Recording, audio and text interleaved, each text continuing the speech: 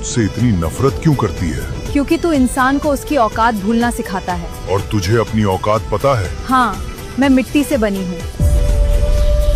फिर तुझमें इतना यकीन किस बात का है? यकीन है, घमंड नहीं। फर्क क्या है? यकीन मुझे मेरे रब की दी हुई काबिलियत पर भरोसा करना सिखाता है और घमंड मुझे दूसरों से बेहतर समझना। तो तू मुझे कभी अपनाएगी नहीं? नहीं, क्योंकि जिस चीज से मेरा रब नाराज हो उसे अपनी जिंदगी का हिस्सा बनाना मुझे मंजूर नहीं। फिर तुझे चाहिए क्या? मुझे बड़ा बनना है, लेकिन किसी को छोटा करके नहीं। मुझसे इतनी नफरत क्यों करती है? क्योंकि तू इंसान को उसकी औकात भूलना सिखाता है। और तुझे अपनी औकात पता है? हाँ, मैं मिट्टी से बनी हूँ।